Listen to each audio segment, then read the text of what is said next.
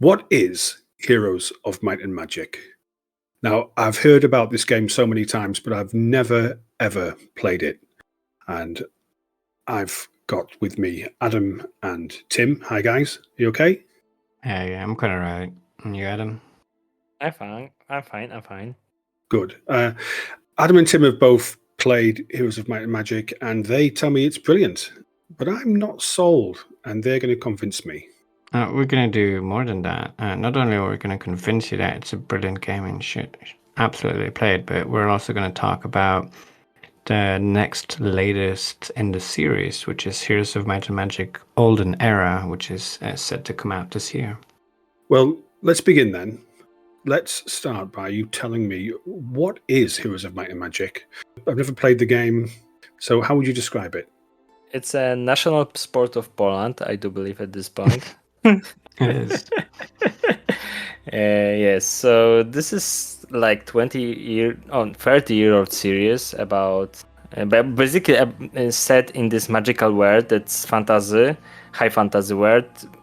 Also a little bit science fiction, but this topic is long gone. It's like a first 3 installments.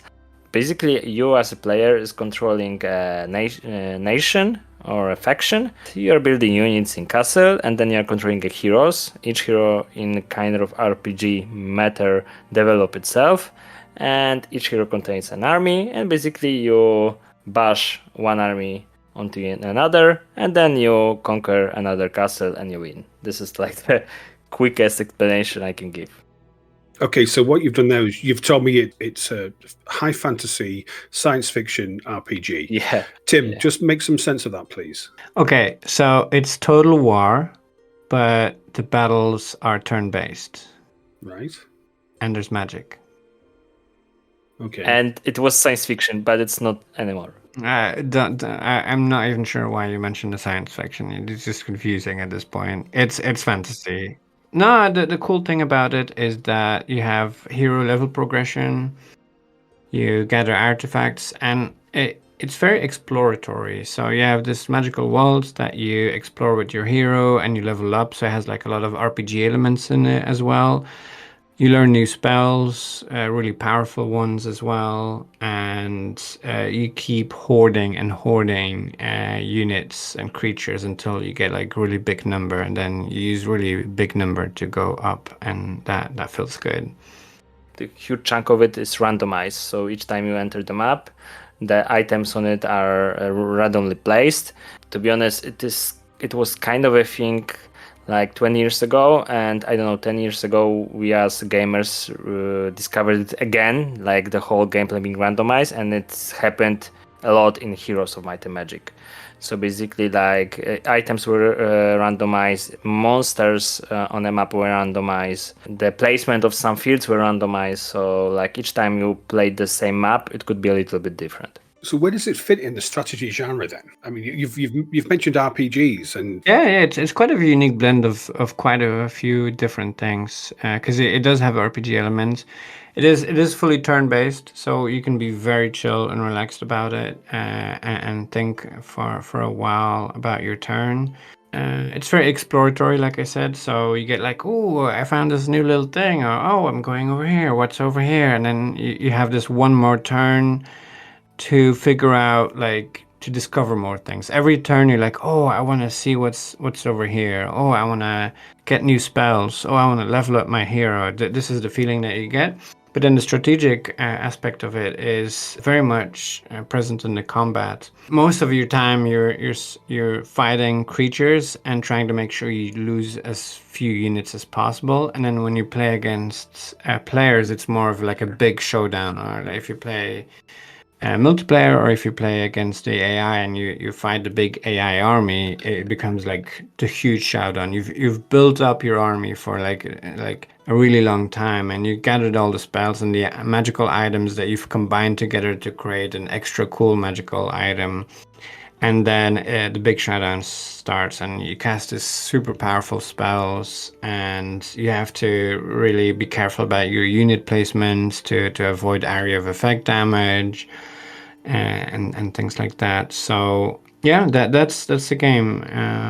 As you said, since you have the spells, and the spells again are randomized, your development of your character is randomized. Basically, this game is also about coping with the situation that you are in. For example, RNG set you up with these units that are not ideal for this kind of situation, so you need to deal with it. I don't know, maybe using some different strategy, maybe set up and your castle differently, develop your castle differently, and stuff like that. So there's a lot of replayability then in this, because of the random elements. Yeah. Yes. You mentioned there about creating magical items as well. So is there a crafting mechanic as well? So it's a very long series with a lot of installments, some that went like all over the place, made by different studios and so on. And a lot of them, it's about combining artifacts. So you find different pieces that are individually do a small cool thing, and then you combine them together, and they're like extra powerful. So if you found like three of a set of 4, you're like really hunting down for that 4th one to complete the set, basically. A lot of the game feels like treasure hunting in a way, like trying to find the really cool thing on the map. So it's not as simplistic as Resident Evil, for example, where you combine 2 different types of herbs to make a more powerful herb. It's much more involved than that.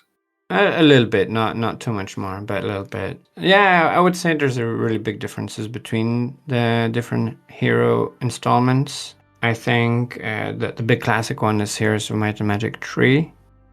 Which was absolutely gorgeous. And I've mentioned this before in previous episodes, but I feel like some strategy games kept to 2D for a longer time and were able to make a really beautiful game. And Heroes of Might and Magic 3 is one of those that is like, it's still 2-dimensional with sprites, but it's done so beautifully. And I think it looks much, much better than the 4th installment, which is in full 3 dimensions, of course. I disagree, but because the 4th installment was 2D, but it is the times that basically the game were rendered before being created, so the assets were rendered and they were put in the 2D world. So this was kind of like this, but since this type of gameplay there's a lots of things happening on the maps, so when they moved from 2D to the 3D finally at 5th installment, basically it changed completely the game, since in the 3D world you cannot put so many stuff on the map. It's hard to explain, but basically when you had like a map with 1,000 units, now you could only have like 10 enemies, 20 enemies, because simply in 3D it would be much harder for gameplay to, behave in a proper way. So the leap between 2D and 3D basically completely changed the games. Yeah, so Olden Era is a new release that it's actually been delayed now, and they said they want to make sure that the game is really well made before releasing. So I do appreciate that. I guess it means they invest more. Also, they invest more money on the development before they get a return on it. So props to them. And it's set to release probably at the end of this year, 2025. And it is indeed, as the title suggests, a throwback to how it used to be. So the roots of Heroes of Might and Magic 3. And it shows. They've already showed quite a bit of the game. And it does really feel, even like the theme, the aesthetics, and a lot of gameplay elements goes back to 3. But I'm happy it's not a remaster, actually. I'm really happy it's not a remaster. It is its own game where they've changed quite a few elements, and they create their own flavor with it, and I appreciate that. Well, you're getting ahead of yourself now. Oh, sorry. Don't apologize. It's fine. I mean, how many games has there been so far? A few. Is that a few because you don't know? It's a few because it depends who you ask, because some people refuse to acknowledge I'm asking you. certain installments. I'll tell you the ones that I've played, and to me that's 5. Yeah, there's 5 of them. I feel like some of them are a bit redundant.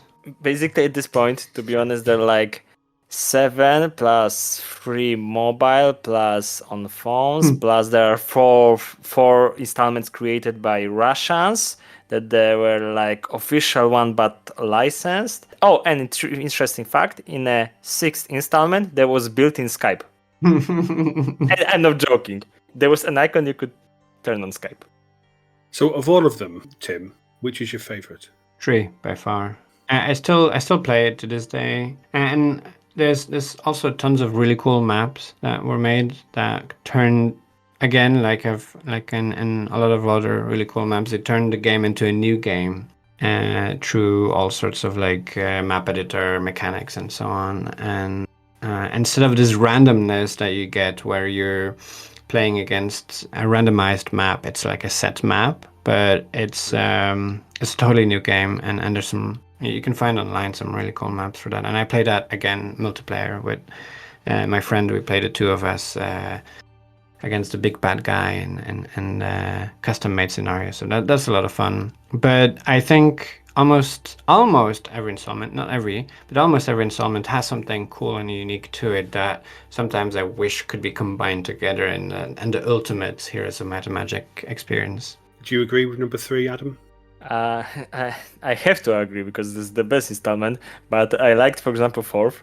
I know this is kind of against the whole community of Heroes of Might and Magic, because 4th one is considered the worst one, and I liked also 6th one. I think there was some really cool things about the 4th one. For example, the magic system was really nice. It was nicely structured, and the way your heroes skilled up levels was really well done. And when it came out, I really loved the game. I played a lot of 4th. The campaigns were really well done, really good like storytelling and everything like that.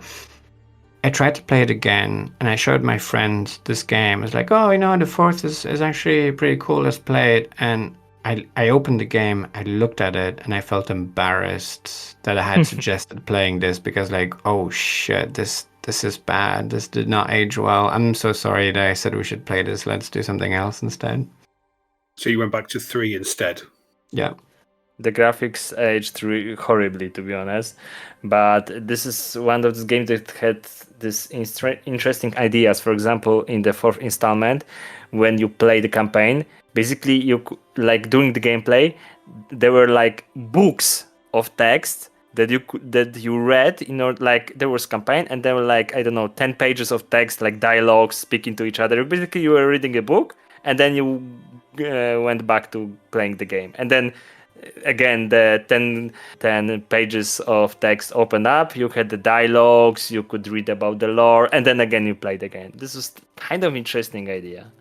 So Al, what prevented you from playing these games before? I don't like wizards, as you'll be aware.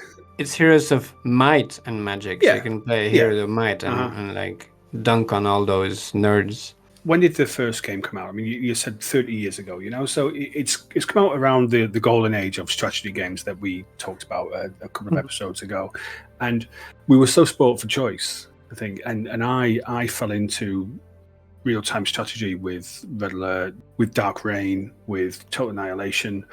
I fell into the RTS camp, and Heroes of Might and Magic, it sounded too D&D for me, and I guess it just passed me by, Yeah. But I wanted to ask us, it's interesting, when I listened to episode 35, where you guys were talking with Jack about what would make a strategy game of the year, one of the things you mentioned was having, as well as single player, multiplayer, having a really solid narrative. And you've just mentioned there about books and books of text. I mean, does this have a quality narrative? Is it procedural?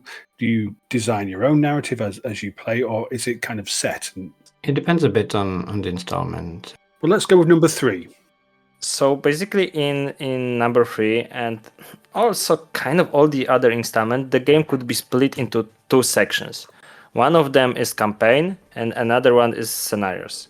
Scenarios are kind of like a closed, basically maps that you play against PC, and campaign is a campaign. So in the campaign you get the whole story, you get the lore, characters, you play the missions.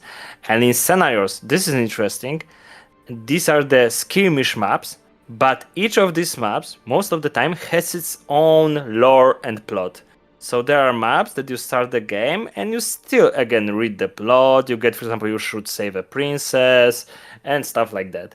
And this is really like they put a really big focus on it in the fourth installment, but on the third one this also happened. There were really interesting scenarios that kind of twisted the game around, and again in each of them there was a little bit of plot. One thing that you guys said in the Game of the Year episode was it seems that most strategy games, they work on the mechanics and they say, here's a great game, let's build some lore, almost like wrapping paper. We wrap it up in this lore and then we can deliver it. Is it the same sort of situation with this, or does the lore take center stage? Did they develop the lore and then build a game around it? Because there's so many different installments, and every installment, for example, has its own set of factions. So the factions kind of change around every installment, and the units move from one faction to another. And so they rethink this every time. The lore doesn't stick together so well. So it's not like the whole series has this consistent lore that gets built over time. It's every time it's something quite different. That does make it difficult for me to track it so much. So I do feel like it's they first designed the game, they designed all the mechanics, and then someone was like, "Oh, I'm gonna make a campaign with this game," kind of feeling. It's also based. Let's remember, guys. It's based on RPG series called Might and Magic. It was a dungeon crawler, and the lore for the whole series was created there. So basically, they adapted. And since it was RPG back in the days, kind of adapting in the big world scale battle type of fantasy kind of messed up a couple of stuff. So when I talked about science fiction thingy, it's fantasy world, but at the past, at some of the old installments, there was even science fiction there. So like the lore is messy, but the stories were pretty nice, to be honest. So what's the core gameplay loop then? Like, talk me through how does this game work? So you start, you have a small town, and you have a hero with just a couple of units, and you play in turns, and 7 turns make a week, and every week you receive, in most, again, asterisk, in most installments, every week you gain a bunch of units that you can recruit. And every turn you can build one building in your town to upgrade it and slowly add more and more troops that you can recruit. And with your hero that you've now recruited some troops with, you move around the map, and you gather some resource production buildings around the map. You fight some monsters, you collect artifacts, you conquer new towns where you can recruit more units from the same faction or from a different faction. And you repeat that until you face off with another wandering hero from another player, or you walk into his town and try to take over their town. And that's the gameplay loop more or less. So you've got exploration of the world using your hero. Do you have one hero, or can you have more than one hero? You can have more than one. You start with one, and then you can have more. Sometimes there's like heroes that are just like they're slaves in a way, in the sense that they're just made to assist your main hero to move troops around to reinforce your main hero. Because it's like what's it called? There's this law where like if you have 2 units fighting 1 unit 2 times, it's stronger. Because the 2 units both attack at the same time to kill 1 opponent unit. So like there's this very big strategic concept of concentration of troops is very powerful here in Heroes of Might and Magic. So when you do face off with an enemy, you do want your units concentrated. So that makes having a main hero very important. So your main hero moves around the map, encounters monsters, and then it falls into turn-based tactical battle. Yeah, a bit like it looks a bit like a chess match in a way.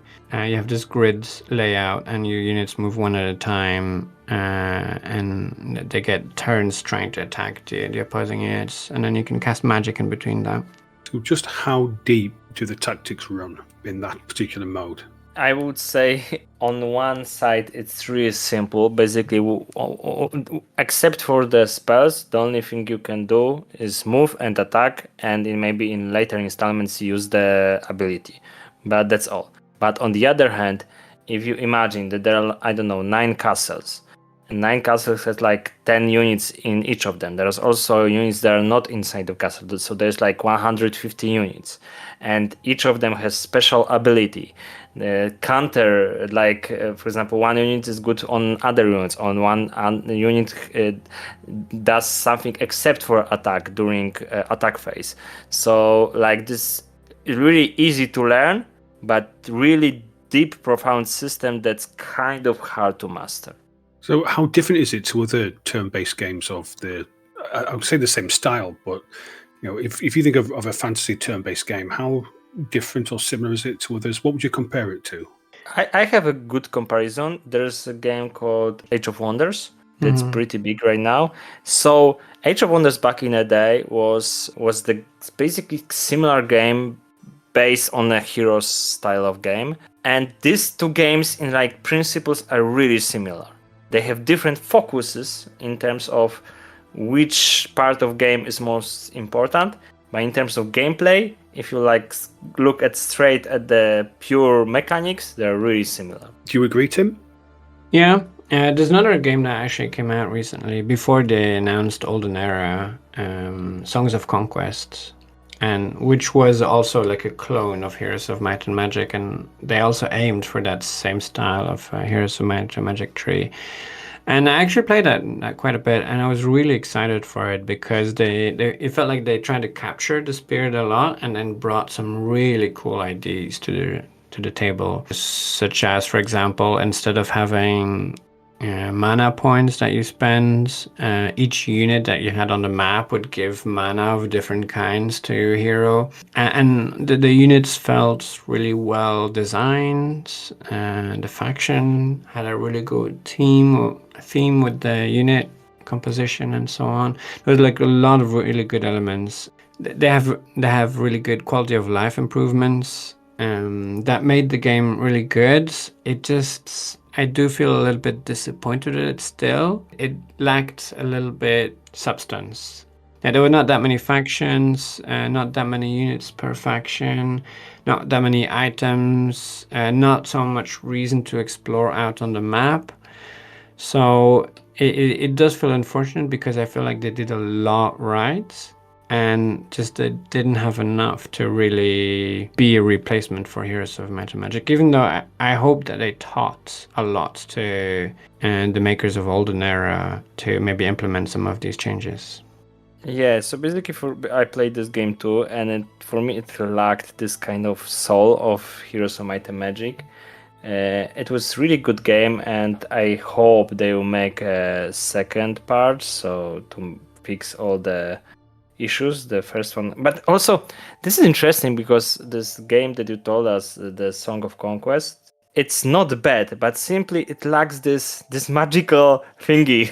When you play the game, you know this is it, and when you played the other one, I couldn't feel it, at least. I don't know what it was. It's quite interesting that you talk about a soul of the game there, and it does make me question whether this is actually, or whether the 4, 5, 6, 7 and onwards, whether they are actually good games, or just because you have such an affinity with the series, because it brings back, it's nostalgia. It brings back all those good memories from when you was younger and when you played Heroes of Might and Magic 3 or 2 or 1.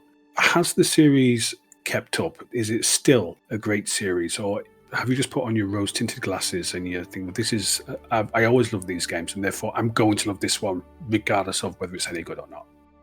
For me, for example, like every Heroes of Might and Magic player has a different story about the whole series. So I'm kind of a guy that likes third installment, fourth one. I hate fifth one, and the fifth one is considered one of the better ones. And I liked sixth one. To be honest, I haven't played seventh one. And if you, for example, looked into the community, like everyone agrees that the third one is the best. Like this is like a common knowledge. This is the best one, and you should agree because it is how it is. You should agree. Did you hear that out? You have to agree. Basically, you must agree with this. But again, if you look like through the whole series and a different part of it, like each player has because different parts focused on a different part of the gameplay. And so if someone, for example, liked this fantasy vibe, I guess the fifth one is the best one, because fifth one is really fantasy based part, is kind of like magical type of game. Like you could feel this fairies and stuff like that. Sixth one is more ground based, so like each part has different focus. It didn't evolve that much, I would say. I feel like Songs of Conquest is a more modern game than any of the Heroes of Might and Magic games. It has more modern mechanics that feel well fleshed out, that feel like it was thought of really well. And from what I see in Heroes of Might and Magic Olden Era, the little that they're showing now, the gameplay mechanics, it does feel like a small upgrade to Heroes of Might and Magic 3, which is a game from, who knows when, from grandpa age. It is quite old. The mechanics, the style and everything like that. But then again, I say the same of Total War. So yeah, there's a lot of it. Nostalgia. There's a lot of it. I think when you mentioned that, Adam, about the soul, Songs of Conquest not having that soul, I think you're thinking of nostalgia. Because Songs of Conquest is a very beautiful game. It's absolutely stunning. The characters, the units, has a lot of soul, I would say, but it just doesn't have. It's not Heroes of Might and Magic. And Olden Era, it's not a remaster, but it's pretty close to remaster. It's a remaster plus, and it's not a modern game. I don't think that would prevent anyone from enjoying the game. It also looks really good. Like Olden Era, looks really beautiful from what they've shown so far. But you have to be into this turn-based exploration RPG tactics. So this game reportedly has a vast number of factions available. What are some standout factions, and how do they play differently, or are they just different sprites? There's just minor differences. In some installments, the magic is very different. In other installments, there's no faction-specific magic. When it comes to the units, usually it's like, you have a few flying units, you have a few shooting units, but they differ. They each have like their own special mechanics. Yeah, you have some special things, like for example, you have usually the undead faction that raises units back from up the ground into skeletons and whatnot afterwards. The units can be very varied with very unique mechanics, but I wouldn't say the factions are incredibly varied. It's just lots and lots of small variation that together make quite varied factions, but there's not huge thematic differences between the factions. It's mostly the individual units that each faction has access to. Right, okay, and Adam, how important is your hero choice? I mean, does it really change how you play, whether you go for might or magic? I don't know if it's the case in each installment, but basically, you could split the heroes into two groups. One is based on magic, and one group is based on might. So, and really, Wow. that's Wow. there's a shock. But basically, it's like that because one. Mind blown. Yeah. But again, you see, in this game, you basically can at the first turn, because this is turn-based game. At the first turn, you can already create another hero, so it's not such a big deal. But the more important stuff is because there's usually one hero who is the main character, who is the main guy in the army. Mm-hmm. And if he is not good enough for your opponent, basically you are demolished, because one guy always get the best items. Like, this guy is a tonker, let's call him that way. The other ones are kind of like the minions who help the main guy. Basically like in real life, mate. There's always a big guy in the group and small ones around him. There's always some with main character energy, isn't there? Yeah. But the heroes usually do play quite differently. And you do have, I would say you can have like a main strategy depending on which hero you pick. Yeah, each hero has this perk. I don't know, in every installment is kind of different, but each hero has this special perk that is, and also starting units that are different. And I do believe that maybe 1 or 2 items that are already assigned or something like that. What would you like to see? Okay, maybe starting with you, Al. There's this new Heroes Might and Magic game, Olden Era, coming out. What would it need to have for you to consider trying it out? Whereas you haven't tried any of the previous ones. It would have to have structure, and I think from what you've described, and please correct me if I've got this completely wrong. It's very open world sandbox, traveling around, exploration, all that kind of stuff. It would have to. Maybe it's just my personality. I like to have objectives. I like to have structure. I'm not even. I'm going to do it, guys. I'm going to do it. Even Stellaris. We have to mention it. You have an objective, and it never says what the objective is. It's never set, but you kind of know I'm going to go and I'm going to take this planet and I'm going to expand in this direction. I'm going to form diplomatic relations with this particular empire.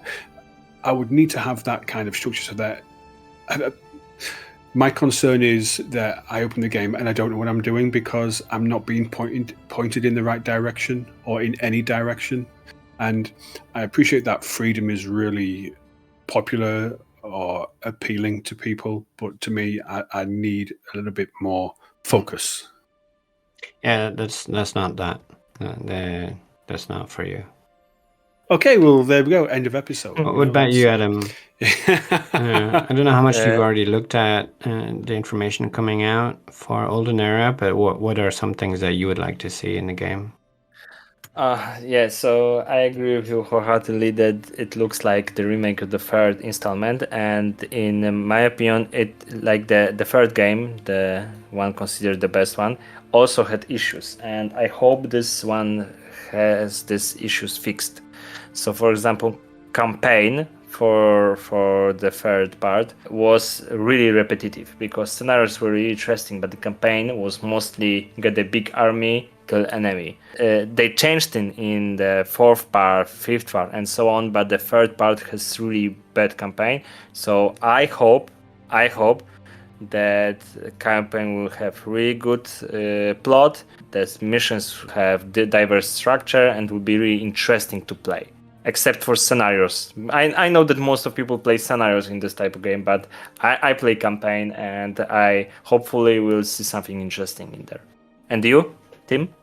I never played the campaigns of Heroes 3. I thought they were not interesting at all, and it's still my most played Heroes game, so that should tell you a lot. If they make an appealing campaign, I would like that. But I don't have a lot of faith in video game developers to make a good strategy game campaign. I think it's really hard to do, and I've rarely seen it succeed. But I absolutely love it if they would succeed.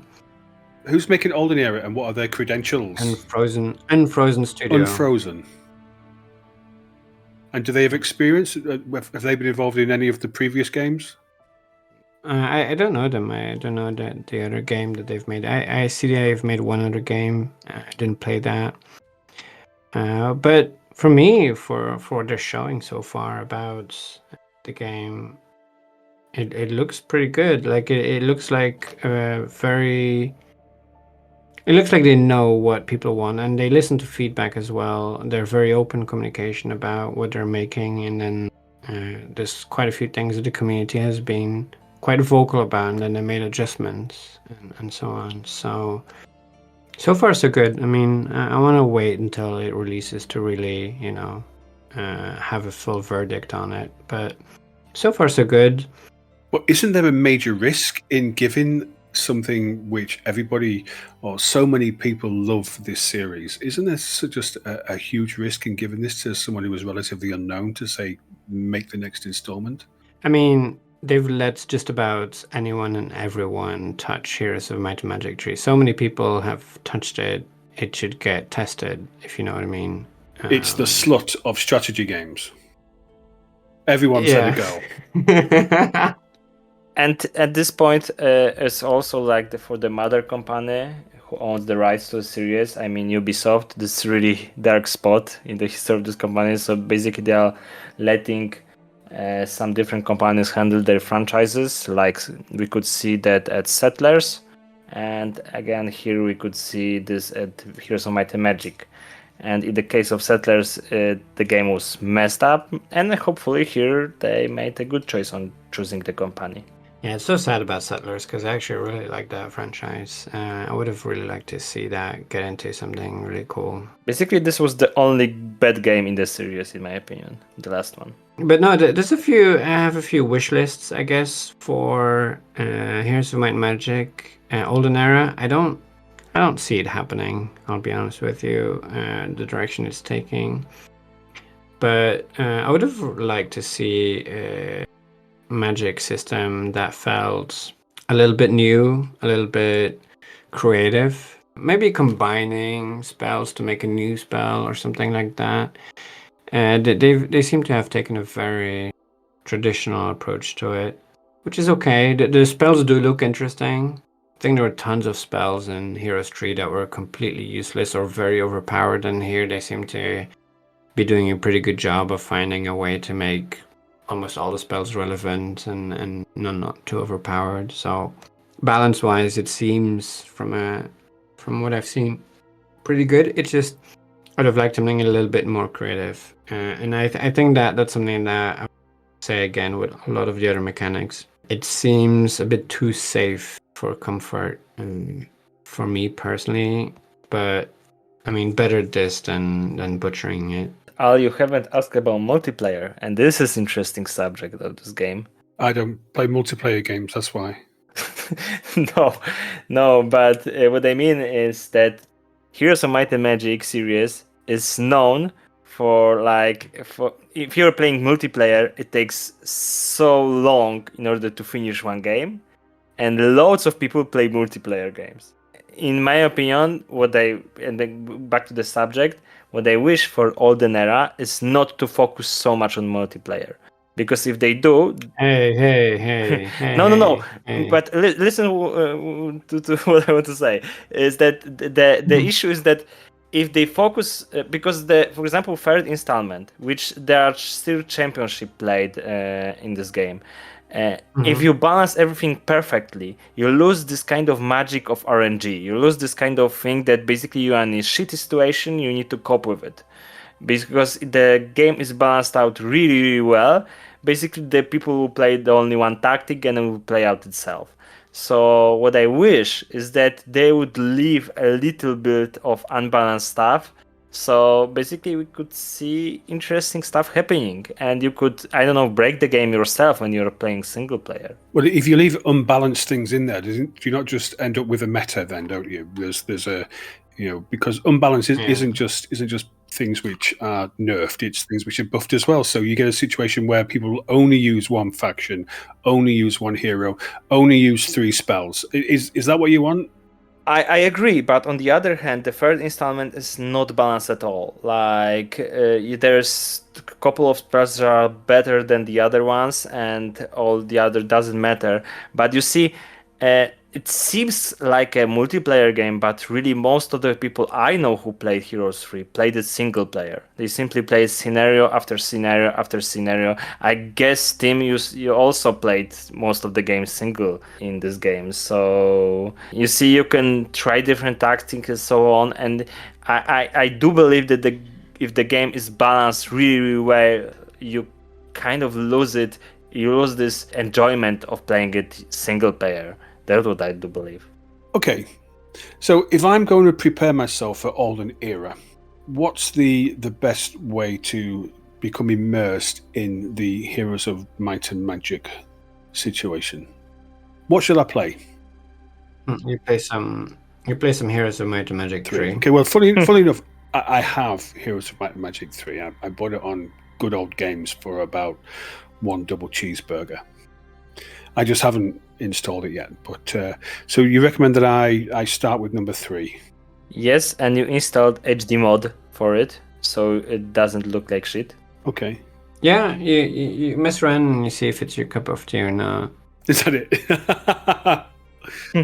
Yeah, no, I'm thinking about it because I think it could click with you or not, and if it doesn't, it really doesn't. But yeah, the exploration, the like, getting some armies and moving them around like chess pieces on a board, and trying to make sure you don't lose too many units and calculate. Oh, the enemy unit they hit 5 tiles, so I should position my guys over here, and then my shooter will go first before his shooter, so I should, So these kind of thinking, if you enjoyed that, I think that's a game you can appreciate.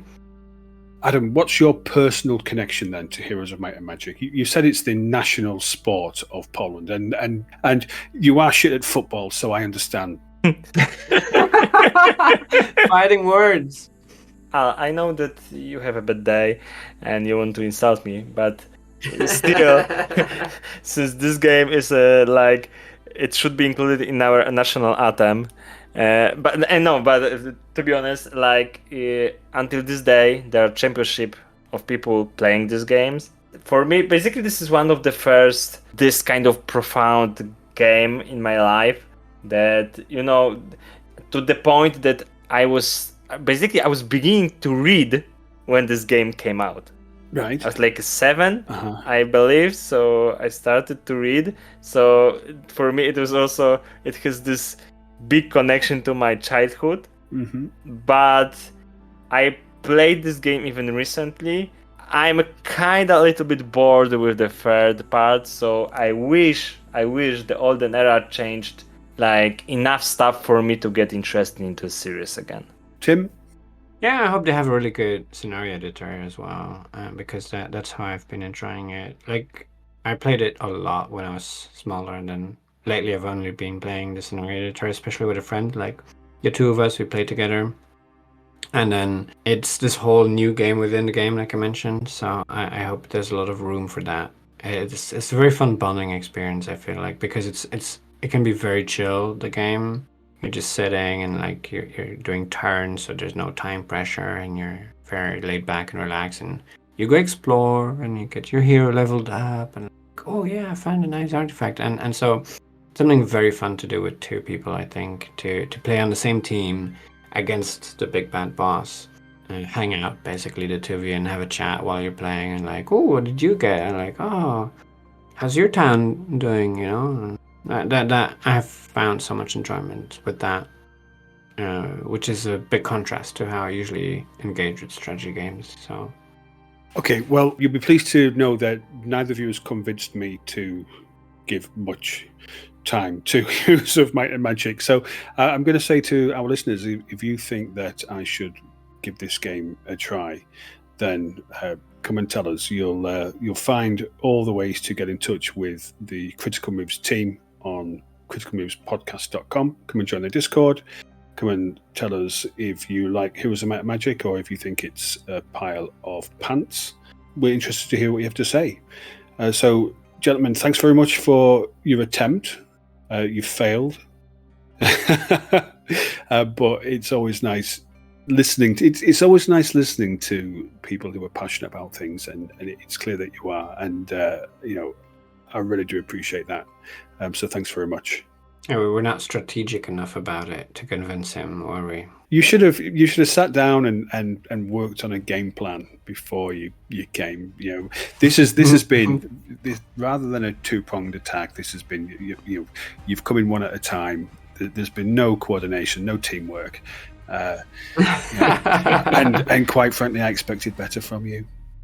And RNG went badly also. I guess. Yeah. It's not our fault, team. It's fault of RNG. Yeah, you've just rolled ones. The balance was not. Wow. The podcast wasn't balanced enough. No, it wasn't. You just rolled ones. It was the dice just weren't on your side tonight. Yep. Again, thanks very much. I do love our chats, so I'm looking forward to sitting down and talking to you about something else, which I'm more interested in a future episode. We've been Critical Moves. Thanks very much to everybody who's tuned in to listen to us talk about Heroes of Might and Magic. It's appreciated. Come and say hello. Thanks very much. Take it easy. Goodbye.